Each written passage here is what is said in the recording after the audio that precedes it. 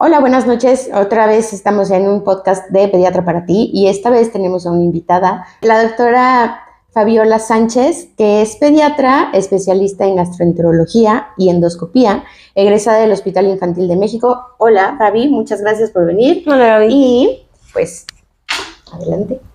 Pues muchas gracias. Vamos a hablar hoy de un tema muy interesante y muy recurrente en la consulta pediátrica de gastroenterología. Estamos hablando del estreñimiento, que es una de las 10 principales causas de consulta. Es el 25% del motivo de consulta de los papás, por el cual me los traen a sus pequeños. Y pues es un tema interesante y que realmente vamos a aclarar bastantes dudas. Exacto. ¿Y por qué no empezamos, Fabi? Porque nos digas qué es el estreñimiento, porque para algunos papás, o sea, te dicen, no, pues hace normal, hace duro, hace normal. Y pues, ¿qué es el estreñimiento? Claro. Bueno, vamos a enfocarnos principalmente en los pequeños que ya están con alimentación complementaria, es decir, que ya comen sólidos, y en aquellos que incluso ya empezaron con control de esfínteres. El estreñimiento hace referencia a cuando las evacuaciones se vuelven duras o aumentan o se espacian entre una y otra y hacen cada vez menos frecuente cuando antes tenían un patrón normal de evacuaciones. O sea, es decir, que antes se evacuaban diario y empiezan a hacerse cada vez menos frecuentes o las evacuaciones se vuelven cada vez más duras y voluminosas. Y generalmente se acompañan de pujo, de dolor, hacen los niños mucho esfuerzo y esto empieza a entrar en un ciclo vicioso donde se empieza a generar una fobia o miedo a evacuar. Oye, Fabi, pero haz de cuenta, un bebé que empezara con la dieta complementaria, que bueno, normalmente antes de que empiece la dieta complementaria, pues la evacuación es, yo les digo que se queda embarrada en el pañal, ¿no? Porque toman nada más agua. Y entonces cuando comen ya sólidos, o bueno, primero las papillas y luego ya evolucionamos a los sólidos, la evacuación empieza a tener más forma, pero a veces realmente se hace dura y se queda dura y llegan a los 2 años y pensando que esa evacuación es normal. ¿Sería normal aún cuando ya lleve un año evacuando así, por ejemplo? Realmente no es normal si le genera incomodidad al niño y si empieza a asociarse también con dolor abdominal o incluso que empiecen a pasar cada vez más horas o días entre el número de evacuaciones o la frecuencia de las mismas. No es normal si incluso se empieza a afectar el apetito del niño. No es normal cuando todavía, antes de que controlen esfínteres, hacen heces muy voluminosas y generalmente les provoca dolor. E incluso algo que ustedes como papás van a notar es que cuando el niño todavía hace en pañal y viene el momento de querer evacuar, ellos tienen una postura de retención. Ellos generalmente empiezan a asociar esta cuestión de querer pujar con algo negativo porque saben que les va a doler porque son muy voluminosas e incluso son duras. Entonces lo que hacen es cruzan las piernas, se van a una esquina y se empiezan a balancear. Lo que logran con esto es que las heces suban dentro del intestino y se queden ahí acumuladas más tiempo. Eso es algo muy característico y que va a hacer que las heces se deshidraten más y generalmente se vuelvan más duras. Entonces, ya cuando empiezan a controlar esfínteres y el estreñimiento empieza un poquito más grande el niño y hacen en el excusado, lo que vamos a notar incluso es sangre en las evacuaciones, una sangre fresca, roja, brillante, que está en la superficie de la popó, o que incluso ellos tengan mucho dolor al pujar y que incluso puedan llegar a tapar el WC. Ok. Oye, ¿qué tan frecuente es en los niños que tengan estreñimiento?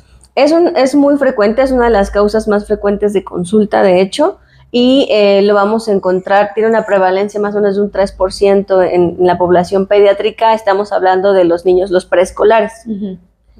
¿Y cómo podemos clasificar este estreñimiento? Como, ¿cuáles podrían ser las causas del estreñimiento en la población en general? Ok, es una pregunta muy interesante porque en pediatría tenemos que clasificarlas en algo que se llama causas primarias o secundarias. Las causas primarias hacen referencia a algo que podemos considerar como funcional, estreñimiento funcional. El estreñimiento funcional es cuando no hay una causa orgánica o algún problema en el cuerpo que lo esté detonando, sino más bien es cuando el niño entró en este círculo vicioso de sé que me va a doler, no, evito pujar y la retengo. Esa es la causa funcional o primaria. Y las causas secundarias u orgánicas es cuando hay algo de fondo en el cuerpo, como por ejemplo una alergia alimentaria, algún problema de cierre de médula, algún defecto medular, algún problema de formación en el colon, como la enfermedad de Hirschsprung, También hay problemas metabólicos como es niveles altos de calcio en sangre o algún problema de hormonas como el hipotiroidismo. Todas estas son causas secundarias orgánicas que realmente corresponden a 5 a 10% de las causas de estreñimiento en niños, y las primarias o funcionales, que son las más comunes, 90-95%. Es decir, de cada 10 niños estreñidos que me lleguen, 9 van a ser funcionales y 1 va a ser una causa secundaria u orgánica. Ok. Oye, y en este estreñimiento funcional, ¿qué puede ser un detonador para que inicie esto? Un detonante justamente es cuando ya empiezan los pequeñitos, más o menos por ahí de los 10 a 12 meses, cuando ya están con su alimentación complementaria, prácticamente comiendo de todo, y empiezan a tener o llegan a tener alguna evacuación voluminosa por algún motivo, que ese día o esos días comió un poquito más, un poquito menos de fibra, por ejemplo. Con una evacuación voluminosa que tengan o dolorosa, ellos pueden entrar en este círculo vicioso que es un detonante para tener esta asociación negativa con una que tengan, y dejar de pujar y dejar de evacuar. E incluso niños más grandes, el hecho de, por ejemplo, salir de vacaciones, entrar a la escuela, a la guardería, el hecho de que su ambiente, su entorno cambie, o que incluso tengan algún miedo de evacuar fuera de casa, que también tiene que ver mucho con la dinámica familiar, el miedo que los papás les puedan infundir a ellos de no evacúes en ningún lado que no sea tu casa. Cuando entran a la escuela también puede haber un problema, porque si les dan ganas de ir fuera de casa y ellos tienen entendido que es malo, o sea, van a aguantar, y entonces es cuando entran a este círculo vicioso. Entonces es muy importante estar muy al pendiente en estos eventos que pueden ser detonantes. Inicio de alimentación complementaria, el entrar al kinder, a la escuela, el salir de vacaciones o algún cambio en la dinámica. Entonces es muy importante estar pendiente de esto. Oye, a mí me pasa muy frecuente verlo cuando dejan el pañal, cuando empiezan a dejar el pañal, o sea, como que controlan esfínter urinario, o sea, para hacer pipí sin mayor problema, pero a veces para controlar la evacuación de las heces cuesta un poquito más de trabajo, y me ha tocado muchas veces, no sé si sea así, como también un pico de incidencia el control de esfínteres en este tema. Sí, claro, de hecho se me olvidó mencionarlo, como tú bien lo dices, justo cuando inician el control de esfínteres.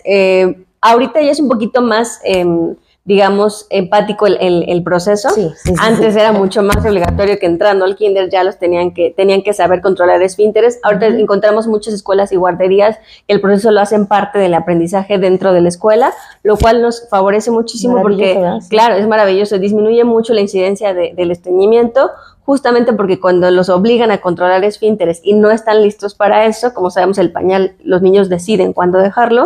Entonces, cuando los obligan puede haber este tipo de episodios donde ya el niño está a punto de evacuar en el pañal y córrele, vamos al baño, se aguantan, lo retienen, y entonces puede ser incluso un momento donde inicia el estreñimiento. Ok, muy bien.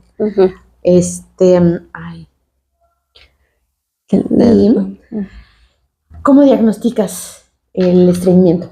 Ok, el diagnóstico realmente es con una buena exploración física y un buen interrogatorio.